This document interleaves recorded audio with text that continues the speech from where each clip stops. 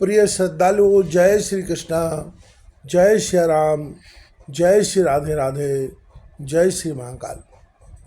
इस वीडियो में आपको श्रवण कराएंगे मुनि नारद को मायावश स्त्री के रूप की प्राप्ति, राजा तालध्वज से विवाह, अनेकों पुत्र पौत्रों की प्राप्ति, सबका मरण और शोक, भगवत कृपा से नारद जी को पुनः स्वरूप प्राप्ति। नारद जी कहते हैं, मुनिवर, मैं इस पावन कथा का प्रसंग कह रहा हूँ, ध्यानपूर्वक सुनो। वस्तुतः माया के अत्यंत गूढ़ रहस्य को योग्य वेत्ता मुनि भी जानने में असमर्थ हैं। चर अचर संपूर्ण जगत तथा ब्रह्मा से लेकर स्तंभ पर्यंत सबके सब माया के अधीन हैं, क्योंकि यह अजय और दुश्चिंत है। एक समय की बात है, अद्भुत कर्म करने वाले भगवान विष्णु के दर्शन की इच्छा मेरे मन में उत्पन्न हुई, अतः मैं स्वर्ग से चल दिया। मैं मनोहर श्वेत द्वीप में जा रहा था।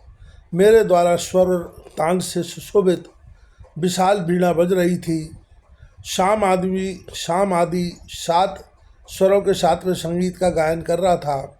श्वेत द्वीप में पहुंचने पर मुझे देवादिदेव भगवान विष्णु के दर्शन हुए। वे हाथ में चक्र और गदा धारण किए हुए थे। कौस्तुभ मणि उनके वक्ष स्थल की शोभा बढ़ा रही थी। मेघ के समान श्यामल वर्ण वाले श्रीहरि 4 भुजाओं से सुशोभित थे। उन्होंने पीताम्बर पहन रखा था। मुकुट और बाजूबंद विग्रह को विशोभित किए हुए थे। उस समय मनोहारिणी लक्ष्मी के साथ वे क्रीड़ा कर रहे थे। संपूर्ण शुभ लक्षणों से संपन्न तथा समस्त अलंकारों से अलंकृत भगवती लक्ष्मी मुझे देखकर वहाँ से हट गई। लक्ष्मी जी को भवन में गई देखकर मैंने वनमाला धारण करने वाले देवादिदेव जगत प्रभु भगवान विष्णु से पूछा, देव शत्रुओं का संहार करने वाले पद्मनाभ भगवान मुझे आते हुए देखकर भगवती लक्ष्मी जी आपके पास से क्यों चली गई? जगत गुरु, मैं कोई नीच हूँ और ना धूर्त। जनार्दन, मैं एक तपस्वी हूँ। इंद्रियां मेरे बस में रहती हैं। मैंने क्रोध पर विजय प्राप्त कर ली है। माया का मुझ पर कभी कुछ भी के बस नहीं चलता।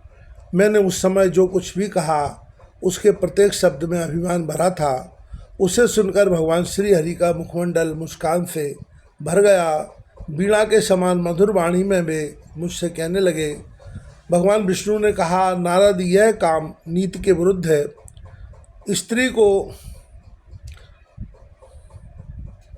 चाहिए कि पति के सिवा कभी किसी पुरुष के समक्ष ऐसा व्यवहार न करे। विद्वान जो पवन पर अधिकार पा चुके हैं, जिन्होंने सांख्य शास्त्र का गहरा अध्ययन किया है, जो बिना कुछ खाए पिए निरंतर तपस्या में रत रहते हैं तथा इंद्रियां जिनके सदा बस में रहती हैं, उन योगियों के लिए भी माया अत्यंत अजेय है। संगीत की उत्तम जानकारी रखने वाले मुनिवर, आपने अभी जो कहा है कि मैं माया पर विजय पा चुका हूँ, सो यह बात कभी भी किसी के सामने नहीं कहनी चाहिए। जब सनकादि मुनि भी माया को जीतने में असफल रहे, तब तुम तथा दूसरे किसी देवता की गणना की जाए। देवता, मानव अथवा पशु का शरीर धारण करने वाले प्राणी भला अजन्मा माया को कैसे जीत सकते हैं? देव के ज्ञाता, योग साधन में निपुण, सर्वज्ञ एवं जितेंद्रिय, सत्वरज तमोमय किसी भी पुरुष के लिए माया पर विजय प्राप्त करना संभव नहीं है। काम भी माया का ही रूप है। उसकी कोई पृथक आकृति नहीं है। छिपे रूप में रहकर वह विद्वान, मूर्ख अथवा मध्यम श्रेणी के सभी प्राणियों को अपने बस में किए रहता है। कभी कभी तो वह काम धर्मज्ञ पुरुष के चित्त में भी क्षोभ उत्पन्न कर देता है। फिर स्वभाव अथवा कर्म से उसकी चेष्टा समझ ली जाए, यह बड़ा ही कठिन काम है। नारद जी कहते हैं, इस प्रकार कहकर भगवान विष्णु चुप हो गए। मेरा मन संदेह से भर गया। अतः उन जगत प्रभु सनातन श्री हरि से मैंने पूछा, रमापते, माया का कैसा रूप है? उसकी कैसी आकृति है? उसमें कितनी शक्ति है? वह कहाँ रहती है और किसके आधार पर ठहरी है? यह मुझे बताने की कृपा करें। जगत को धारण करने वाले लक्ष्मीकांत भगवान, मुझे उस माया को देखने और जानने की उत्कट इच्छा लगी हुई है। आप शीघ्र ही उसे दिखा और समझा कर मुझे प्रसन्न करने की कृपा करें। भगवान विष्णु बोले, अखिल जगत को धारण करने की शक्ति रखने वाली वह माया त्रिगुणात्मका, सर्वज्ञा, सर्वसम्मता, अजेया और अनेक रूपा है। यह संपूर्ण संसार में व्यापक होकर रहती है। नारद, तुम्हें यदि उसे देखने की इच्छा हो तो अभी गरुड़ पर चढ़ो, हम दोनों एक अन्य लोक में चलें। ब्रह्मपुत्र आगे वेदव्यासी भगवान माया की शक्ति का वर्णन करते हुए कहते हैं, ब्रह्मपुत्र नारद जी, वहाँ मैं तुम्हें अजित आत्माओं के लिए अजय उस माया का दर्शन कराऊंगा। उसे देखने के पश्चात फिर तुम्हें अपने मन में विषाद को स्थान नहीं देना चाहिए। इस प्रकार देवादिदेव भगवान विष्णु ने मुझसे कहकर विनीता नंदन गरुड़ को याद किया। स्मरण करते ही गरुड़ उनके सामने आ गए। गरुड़ को आए देखकर भगवान विष्णु उन पर सवार हुए और मुझे भी चलने के लिए आदरपूर्वक पीछे बैठा लिया। वायु के समान तीव्रगामी गरुड़ ने अब वैकुंठ से यात्रा कर दी। भगवान श्री हरि जिस ओर जाना चाहते उधर के लिए ही संकेत कर देते और वही गरुड़ का लक्ष्य बन जाता था। यूँ बहुत से विशाल वन, दिव्य सरोवर, नदियाँ, ग्राम, नगर, पर्वत के आसपास के गांव, गऊओं के गोष्ठ, मुनियों के मनोहर आश्रम, सुंदर बावलियाँ, छोटे बड़े अनेक तालाब, कमल से सुशोभित अगाध जल वाली अनेक झीलें तथा मृगों एवं बाराहों के बहुत से झुंड हमें दृष्टिगोचर हुए। गरुड़ पर बैठकर इन सब पर दृष्टि डालते हुए हम दोनों कानकुब्ज के पास पहुंच गए। वहां एक दिव्य सरोवर दिखाई पड़ा। कमल उस सरोवर की शोभा बढ़ा रहे थे। हंस, सारस और चक्रवाकों से वह बड़ा ही मनोहर जान पड़ता था। अनेक प्रकार के विकसित कमलों से वह सुशोभित था। उसका जल बड़ा ही पवित्र एवं मधुर था। झुंड के झुंड भ्रमर गूंज रहे थे। उसे देखकर भगवान श्री हरि ने मुझसे पूछा। श्री भगवान बोले, नारद, सारसों की बोली से शोभा पाने वाले इस अगाध सरोवर को देखो। इसमें चारों ओर कमल खिले हुए हैं। यह निर्मल जल से परिपूर्ण है। यहाँ स्नान करने के पश्चात श्री हरि ने हंसकर मेरी तर्जनी अंगूठी पकड़ ली। उस सरोवर की बार बार प्रशस्ति करते हुए वे मुझे तीर पर ले आए। अत्यंत मनोहर छाया से उसका तट सुशोभित था। कुछ समय तक वहाँ विश्राम किया। तदनंतर भगवान ने मुझसे कहा, मुने, अब तुम पहले इस स्वच्छ जल में स्नान करो। साधु पुरुषों से चित्त की भांति इसका जल अत्यंत स्वच्छ है। विशेषता यह है कि कमलों के पराग से इसका जल सुवासित हो चुका है। इस प्रकार कहकर भगवान ने मुझसे वीणा और मृगचर्म ले लिए। स्नान करने की बात मेरे मन में जच गई। मैं प्रेम पूर्वक तट पर चला गया। हाथ पैर धोने के पश्चात मैंने शिखा बांधी, हाथ में कुश ले लिया और आचमन करके मैं उस पवित्र जल में स्नान करने लगा। भगवान श्री हरि सामने विराजमान थे। उस मनोहर जल में मैंने ज्यों ही डुबकी लगाई कि मेरी पुरुषाकृति विलुप्त हो गई और मैं एक सुंदर रमणी के रूप में परिणत हो गया। उसी क्षण भगवान मेरी वीणा और पवित्र मृगचर्म लेकर आकाश मार्ग से अपने धाम पधार गए। तदनंतर सुंदर भूषणों से भूषित होकर मैं स्त्री के रूप में सदैव समय व्यतीत करने लगा। उसी क्षण से पूर्व शरीर की स्मृति भी मेरे मन से जाती रही। जगत प्रभु भगवान विष्णु की भी याद मुझे नहीं रही। मन में अपार अज्ञान छा गया। अत्यंत लुभावने स्त्री वेश को पाकर मैं उस सरोवर से बाहर निकला था। कमल से भरे पूरे शुद्ध जल वाले उस सरोवर की ओर मेरी आंखें चक्कर काटने लगी। नारी के वेश में परिणत होकर मैं विचार कर रहा था। इतने में राजा तालध्वज अकस्मात मेरे सामने पधारे। उनके साथ बहुत से हाथी, घोड़े और रथ थे। वे रथ पर बैठे थे। उनकी युवावस्था थी। वे भूषण पहने हुए थे। ऐसा जान पड़ता था मानो कामदेवी शरीर धारण करके उपस्थित हुए हों। मैं अलौकिक आभूषणों से अलंकृत था। सुंदर स्त्री की मेरी आकृति थी। चंद्रमा के समान मेरा मुखमंडल था। मुझे देखकर राजा तालध्वज के आश्चर्य की सीमा न रही। उन्होंने मुझसे पूछा, हे कल्याणी, तुम कौन हो? कौन देवता तुम्हारे पिता है? कांते, मानव, गंधर्व अथवा उरग, किसे तुम्हारा पिता होने का सौभाग्य प्राप्त हुआ है? रूप और यौवन से शोभा पाने वाली तुम अबला क्यों अकेली भटक रही हो? सुलोचने, तुम्हारा विवाह हो चुका है अथवा तुम अभी कुमारी हो? सच्ची बात बताना। उत्तम बैणी से शोभा पाने वाली सुमध्य, तुम इस तालाब पर क्या देख रही हो? कामदेव को मोहित करने की योग्यता रखने वाली पिक वैनी प्रिय, तुम अपना अभिप्राय व्यक्त करो। मरालाक्षी कृषोदरी, यदि तुम कुमारी हो तो मुझ श्रेष्ठ पति को पाकर मेरे सहयोग से मनो अभिलषित भोग प्राप्त कर सकती हो, इसमें कुछ भी संदेह नहीं है। नारद जी कहते हैं, इस प्रकार राजा तालध्वज के पूछने पर मैंने मन में सम्यक प्रकार से विचार किया। तदनंतर उनसे कहा, राजन, मैं निश्चित रूप से नहीं जानती कि मैं किसकी कन्या हूँ। मेरे माता पिता कहाँ हैं और कौन हैं? मुझे इस तालाब पर कौन लाया है, इसका भी मुझे कुछ पता नहीं है। राजेंद्र, मैं क्या करूँ, कहाँ जाऊँ और कैसे सुख की बड़ी सुलभ हो सकेगी? मेरा कोई भी आश्रय नहीं है। इस प्रकार की चिंता मेरे मन में छाई हुई है। राजन, देव की महिमा सर्वोपरि है। मेरा कोई भी पुरुषार्थ काम नहीं कर पाता। भूपाल, आप धर्मज्ञ पुरुष हैं, जो इच्छा हो कर सकते हैं। मैं आपके अधीन हूँ। दूसरा कोई भी मेरा रक्षक नहीं है। मेरे न पिता है, न माता है, न बंधु बांधव हैं और न कोई स्थानीय है। मुझसे उपर्युक्त बातें होने के पश्चात एक बार उन्होंने मेरे विशाल नेत्रों पर दृष्टि फैलाई। फिर अपने सेवकों से यह वचन कहा, तुम लोग एक उत्तम पालकी ले आओ। उसे ढोने वाले निपुण कहार होने चाहिए।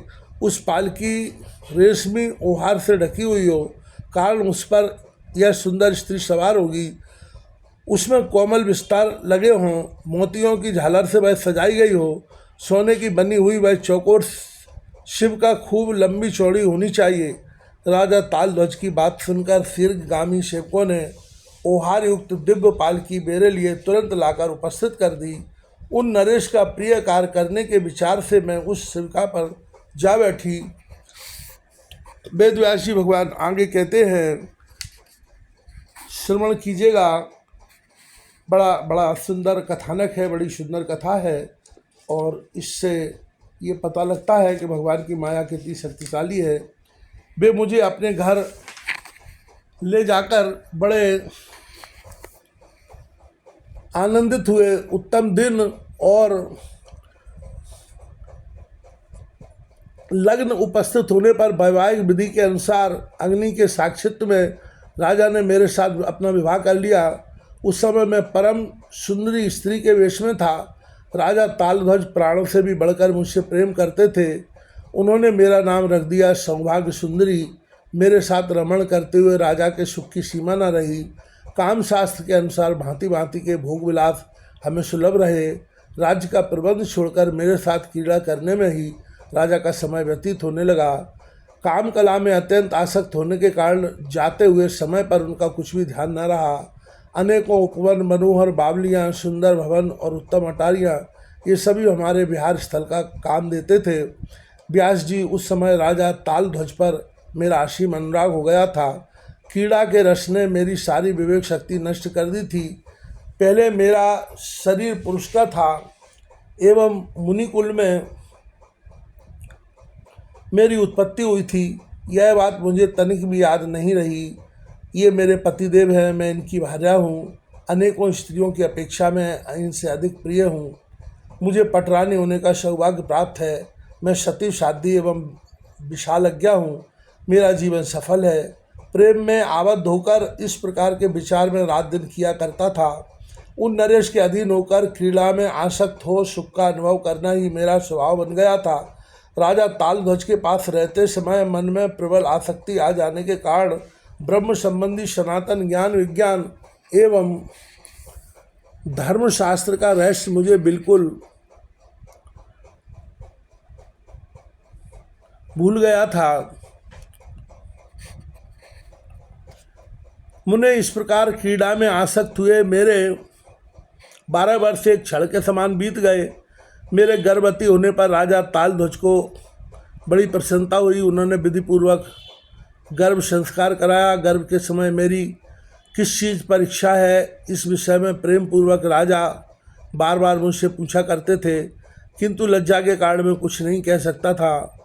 10 महीने पूरे होने पर मुझे पुत्र उत्पन्न हुआ। उस समय दिन, ग्रह, नक्षत्र, लग्न और तारा सभी श्रेष्ठ थे।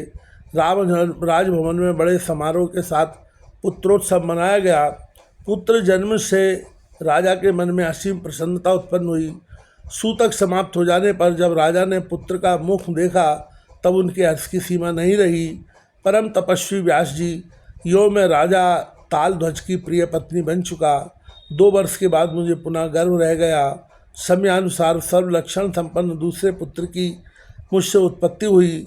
विप्रों की आज्ञा से राजा ने बड़े पुत्र का नाम वीर वर्मा और छोटे का नाम सुधनवा रखा। इस प्रकार राजा के संपर्क में रहकर मैंने 12 पुत्र उत्पन्न किए। उस समय मोहवश उन बच्चों के लालन पालन में ही मैं प्रेम पूर्वक लगा रहा। समय समय पर मुझसे पुनः 8 सुंदर पुत्रों की भी उत्पत्ति हुई। फिर तो सुख का साधनभूत मेरा गार्हस्थ जीवन सांगोपांग पूरा हो गया। राजा ने समयानुसार उचित रूप से लड़कों के विवाह कर दिए। घर में बहुएं आ गईं। पुत्रों और बहुओं को मिलाकर एक महान परिवार बन गया। फिर लड़कों के भी लड़के हुए। खेलने कूदने एवं नाना प्रकार के भोगने में ही मेरा समय व्यतीत होने लगा। निरंतर मेरे मोह की वृद्धि हो रही थी। कभी सुख और संपत्ति सामने उपस्थित होती और कभी लड़के बीमार पड़ते तथा उन्हें कष्ट भोगना पड़ता, तो वे मेरे मन में अत्यंत अशांति फैल जाती थी। कभी कभी पुत्रों और बहुएं परस्पर अत्यंत दारुण कलह मच जाता था, जिससे मैं दुखी हो उठता था। मुनिवर संकल्प से उत्पन्न हुई सुख एवं दुखमयी चिंता बिल्कुल व्यर्थ और दुष्परिणामी है, फिर भी मैं उसमें उलझा रहता था। पूर्व समय की उत्तम जानकारी और शास्त्र ज्ञान कुछ भी नहीं रहा।